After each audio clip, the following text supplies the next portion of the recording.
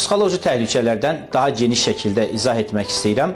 Bildiyiniz kimi, iş mühitindəki elə amillər var ki, onlar işçilərin psixoloji sağlamlığına, rifahına, motivasiyasına mənfi təsir göstərə bilər.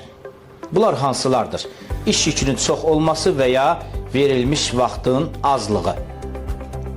Eyni zamanda vəzifə öhdəliklərinin aydın olmaması və ya nəzarət çatışmamazlığı ola bilər. Və həmçinin zəif ünsiyyət və negativ iş münasibətləri də bura daxildir.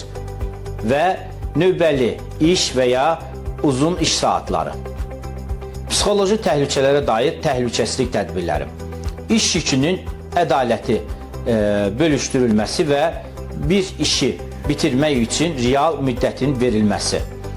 İşçilərin vəzifələrinin və ya məsuliyyətlərin aydın şəkildə təyin edilməsi. Açıq və şəffaf ünsiyyətin təşviqi, münaqişələrin vaxtında həlli, növbə cədvəlinin balanslı hazırlanması, uzun iş saatlarının məhdudlaşdırılması, psixoloji dəstək xidmətlərinə, misal üçün, psixoloq və ya konsultasiya çıxış imkanları yaradılması.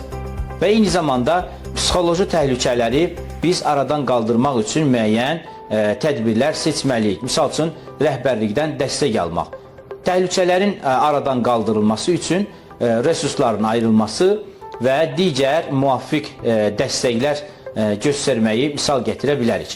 Həmçinin insan resursları, əməyin mühafizəsi şöbəsi, təlim keçməsi, psixoloji risklərin monitorinqini və hesabatlarını hazırlanması, eyni zamanda işçilərin misal üçün təhlükələr vaxtında bildirməsi, münaqişəsiz və dəstəkləyici əməkdaşlıq mühiti formalaşdırılmasını da misal olaraq deyə bilərik.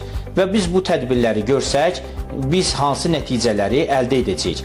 Psixoloji təhlükələr vaxtında müəyyən ediləcək və düzgün idarə etmə sistemi qurulacaq, işçilərin rifahı artacaq, istehsalatda məhsuldarlıq yüksələcək və beləliklə də müəssisədə sağlam iş mühiti təmin olunacaq.